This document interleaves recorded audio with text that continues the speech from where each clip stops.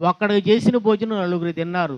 అంటే నీ కుటుంబంలో ఎట్లా అద్భుతం జరిగిందంటే, పేతురు చేసిన సేవకుడు చేసిన ప్రార్థన, సేవకుడు మీ కొరకు ప్రార్థన చేస్తారు, మీరు సేవకుని కొరకు ప్రార్థన చేయాలా. సంఘమైతే ఆసక్తిగా ప్రార్థన చేసినప్పుడు దేవదూతని పంపించి దేవుడు చెరసాల నుంచి విడిపించాడు. దేవునికి స్తోత్రం. కనుక ఈ ప్రాంతంలో ఉన్న ఈ సంఘం కొరకు, సేవకుల కొరకు, సేవకుల కుటుంబం కొరకు మోకరించి ప్రార్థన చేద్దాం. మోకరించండి. అయ్యా, మా ప్రాంతానికి పంపించిన సేవకుల కొరకు, కుటుంబం కొరకు నీకు స్తోత్రాలయ్యా. దైవజనుడి కొరకు, దైవజనురాల కొరకు, వారికి అనుగ్రహించిన కుమారుని కొరకు నీకు స్తోత్రాలయ్యా. ఈ ప్రాంత పరిచర్యలో సేవకులను బలపరచండి. ఈ ప్రాంత పరిచర్యలో తోడుగా ఉండండి అయ్యా. కనికరించండి, సేవకులను బలపరచండి. సంఘముగా మేము ప్రార్థన చేస్తూ ఉన్నాం.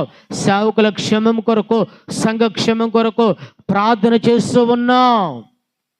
దయతో మీరు జ్ఞాపకం చేసుకోనండి. ఆరోగ్యాన్ని దయచేయండి, కృపను ఇంకొన దయచేయండి, పరిచయం ఇంకొన బలపరచండి.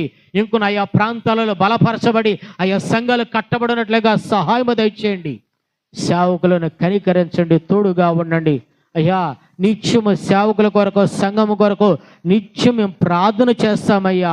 మా ప్రార్థన చేస్తామయ్యా. మా తీర్మానాలు స్థిరపరచండి, మా తీర్మానాలు స్థిరపరచండి. ఈ పరిచయలో ఉన్న సేవకుల కొరకు, కుటుంబం కొరకు స్తోత్రాలు చెల్లిస్తూ యేసు నామమున అడుగుచున్నాము తండ్రి, ఆమేన్. ఆ విధంగా ఆ సంఘ పరిచారకులను పోగు చేసి ప్రార్థన చేపించారండి. ఆ మందిరం అంతా తిరిగి చూసాం. పరిసర ప్రాంతాలు ఇంచుమించు ఒక 10 ఎకరాల స్థలంలో మందిరం ఉన్నది. ఒక చోటు మాత్రం నిత్యము 24 గంటలు ప్రార్థనే గుంపు ఉంటుంది. అక్కడ ఏమి ఉండదు. ఆడ ప్రార్థన చేస్తూ ఉంటారు నిత్యం సేవకుల కొరకు, ఆ మినిస్ట్రీ కొరకు, ఆ సంఘం కొరకు, ఆ పరిచర్య కొరకు. మీరు కూడా మీ వ్యక్తిగత జీవితంలో రోజుకి కనీసం ఎక్కువసేపు అవసరంలా ఒక 2-3 నిమిషాలు సేవకుని కొరకు, సంఘం కొరకు ప్రార్థించండి.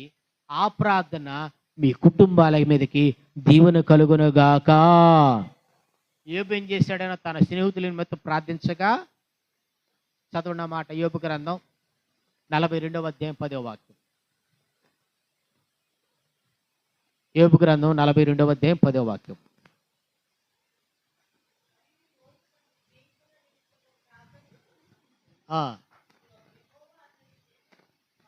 మరలా అతను దయచేసెను, పూర్వను కలిగిన దానికంటే రెండంతలు అధికం. అంటే రెండింతల ఆశీర్వాదం కావాలని మీరేం చేయాలా? నీ రోగాలకు, నీ సమస్యలు నీ కుటుంబం ప్రక్కన పెట్టి